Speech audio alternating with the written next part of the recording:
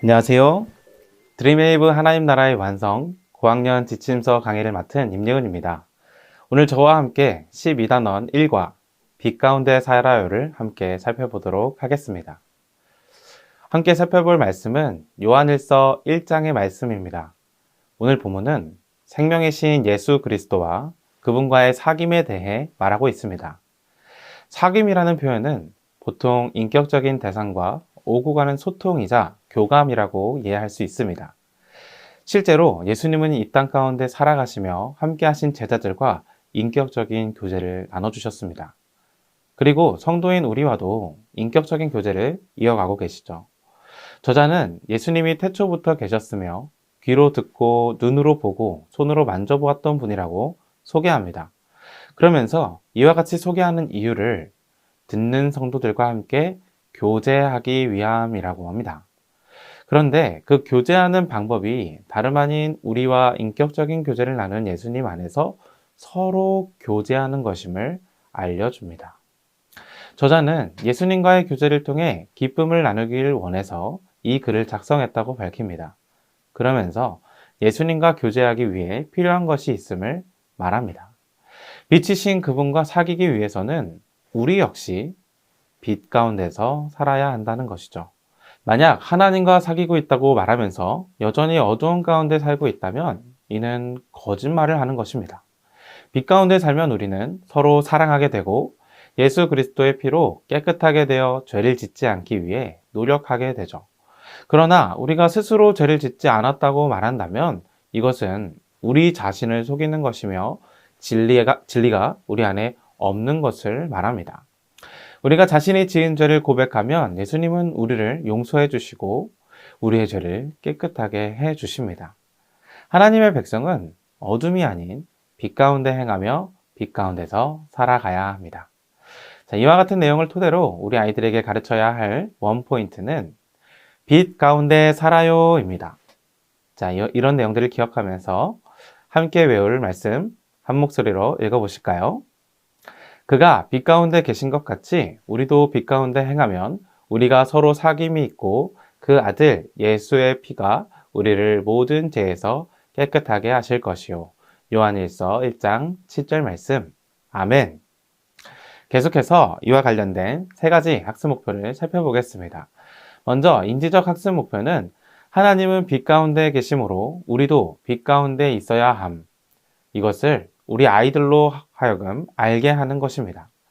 자, 둘째로 감성적인 학습 목표는 학생들로 하여금 빛 가운데 살아가야 할 필요성을 느끼게 하는 것입니다. 자, 마지막 행동적 학습 목표는요. 하나님이 빛 가운데 계신 것처럼 우리도 빛 가운데 살아가는 것입니다. 자, 이 세 가지 학습 목표를 드림앱 레슨 플랜에 맞춰 교재의 내용을 소개해 드리고자 합니다. 자, 웰컴부터 하나씩 살펴보도록 하겠습니다. 오늘 웰컴 활동의 제목은 새로운 친구를 사귈 때 나는 입니다. 우리 아이들에게 있어서 부모님 다음으로 영향력을 많이 주고받고 하는 것은 다름 아닌 친구입니다. 또래 친구들이 무엇에 관심을 갖는지에 따라서 우리 아이들의 관심사도 쉽게 바뀌게 되죠. 그래서 우리 학생들에게 있어서 친구와 친해지는 건 매우 중요한 과제입니다. 이제 올해가 지나고 또 새로운 학교, 새로운 학기를 맞이하게 되는 우리 아이들에게도 이 친구에 관한 고민이 있을 겁니다. 이와 같은 상황 속에서 오늘 활동은 새로운 친구를 어떻게 사귀는지에 대해 질문을 던집니다. 우리 친구들과 함께 돌아가면서 친구를 사귀는 꿀팁이 무엇인지 함께 공유해 주시면 되겠습니다. 그러면서 이렇게 연결해 주시면 좋을 것 같아요. 애들아, 친구들을 사귀기 위해서 다양한 방법들이 있지만 제일 좋은 방법은 친구와 비슷한 점을 찾아 말을 걸어보는 게 아닐까? 마찬가지로 우리도 하나님과 사귀기 위해서는 하나님과 비슷한 점을 찾고 하나님께 어울리는 행동을 해야 해. 하나님과 어울리는 행동과 하나님과 비슷한 점이 무엇인지 하나님의 말씀, 우리가 들은 설교, 그리고 어드벤처 활동을 해서 우리가 확인해 볼 수 있어. 우리 다음 활동을 해보면서 예수님에 대해 알아야 할 것이 무엇인지 함께 살펴볼까? 이렇게 어드벤처 활동으로 넘어가 주시면 되겠습니다.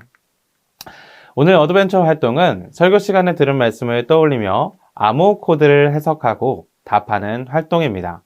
먼저 암호를 확인해 보면 숫자와 영어가 섞인 코드를 보게 됩니다. 그리고 그 아래를 보면 암호를 해독할 수 있는 표 하나를 보이실 겁니다.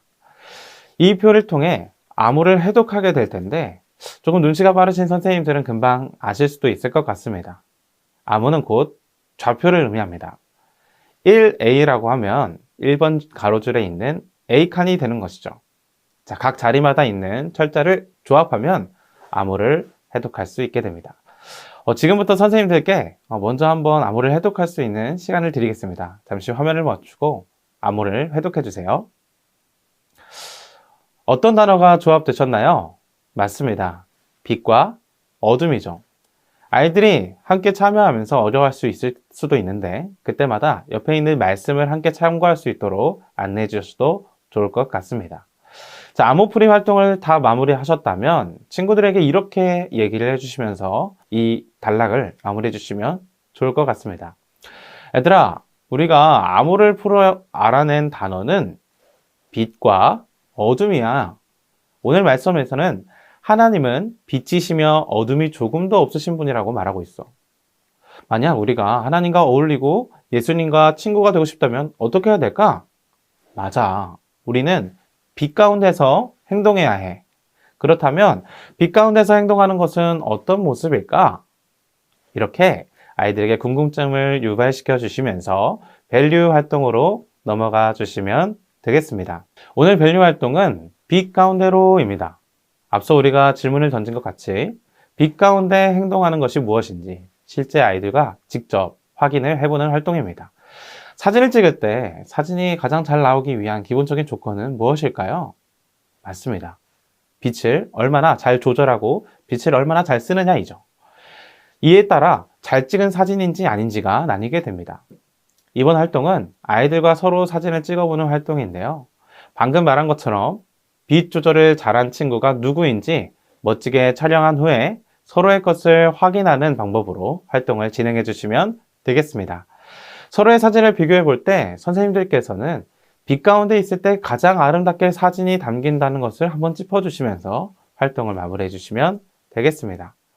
자, 이렇게 밸류를 통해 배운 내용들을 기억하는 시간을 가져봤다면 이제 우리 아이들이 스스로 정리한 내용들을 토대로 일상 속에서 어떻게 빛 가운데 살아갈지 우리 인코리지 활동을 통해 함께 살펴보도록 하겠습니다.